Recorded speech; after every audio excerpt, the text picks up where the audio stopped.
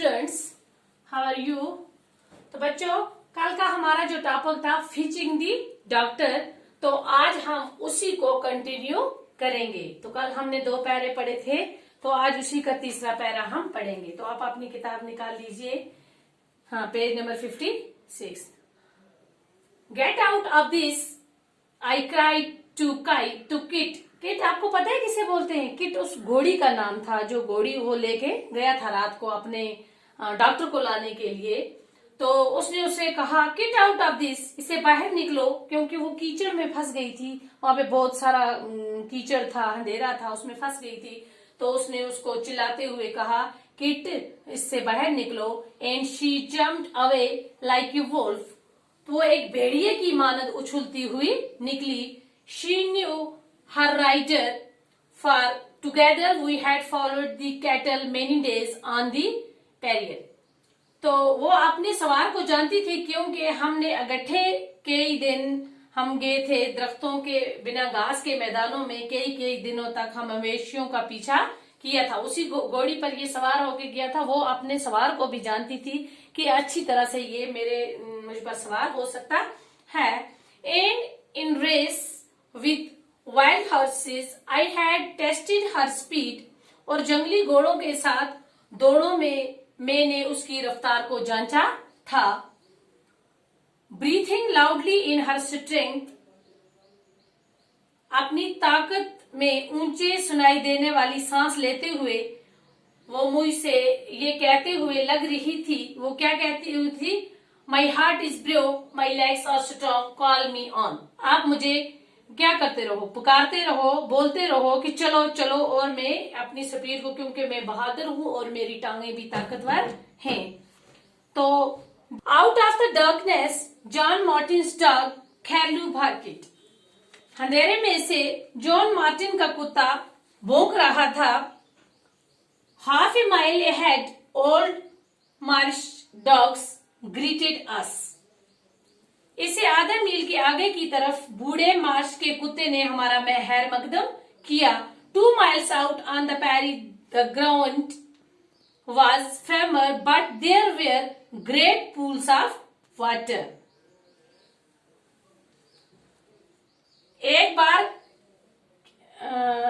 2 मील और आगे पर ये परी के ऊपर की जमीन ज्यादा सख्त थी, लेकिन वहां पानी की बड़ी बड़ी छितरियां थी। Once Kit fell to her knees, एक बार क्या हुआ, वो वहां पे स्किट ने अपने घुटनों के बल गिर पड़ी। बट आई शाउटेड, लेकिन मैंने चिल्लाते हुए कहा go on kit, and on she went. मैंने उसे चिल्लाते हुए कहा चलती जाओ किट, और चलती गई। The 4th mile was mud, but the 5th brought us to the firm village road.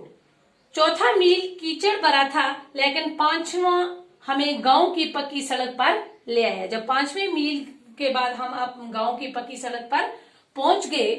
And the horse was glad as I, और घोड़ी इतना ही होश थी जितना के मैं। Her breath was coming painfully now, उसकी सांस अब दर्द भरे ढंग से निकल रही थी, क्योंकि वो थक गई थी ना। But the memory of my mother's worried face and the sounds of father cries hardened my heart. लेकिन क्या था, लेकिन मेरी माँ की फिक्रमंद चेहरे ने और वालिद की चीख भरी आवाज ने मेरे दिल को सख्त बना लिया था। और and use the whip to keep her to her highest speed, और मैंने उसकी नहायत तेज रफ्तार बनाए रखने के लिए चाबिक का इस्तेमाल भी किया।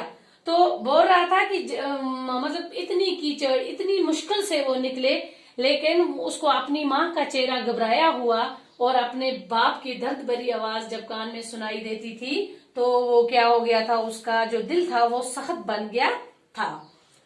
एट लास्ट ए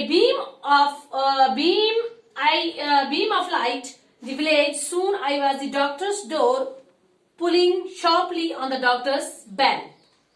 आखिर रोशनी की एक किरण दिखाई दी, गांव दिखाई दिया उनको। जल्दी ही मैं डॉक्टर के दरवाजे पर पहुंच गया, तेजी से डॉक्टर के दरवाजे की घंटी को खींचने लगा।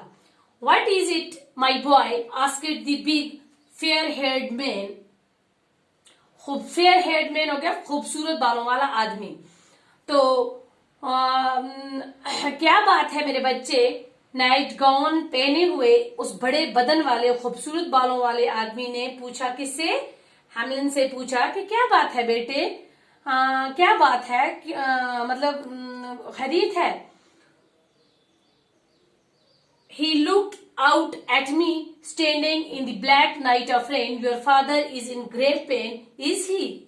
उसने बाहर की तरफ जानकर मुझे उस काली बरसाती रात में खड़े हुए देखा। तुम्हारे वालिद तकलीफ में हैं, क्या यही बात है?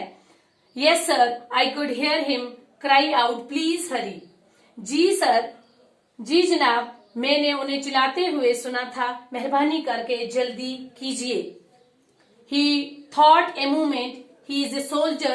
He wouldn't complain of a little thing. I will come.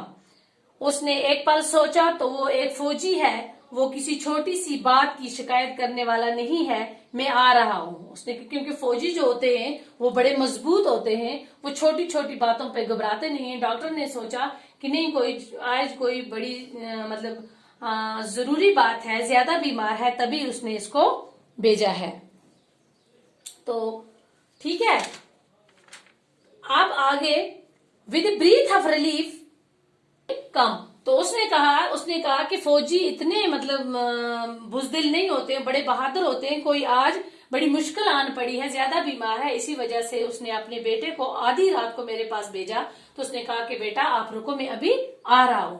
तो आज हम इतना ही पढ़ेंगे बच्चों। इंशाल्लाह नेक्स्ट वीडियो में हम इससे आगे कंटिन्यू करेंगे। Okay, take care.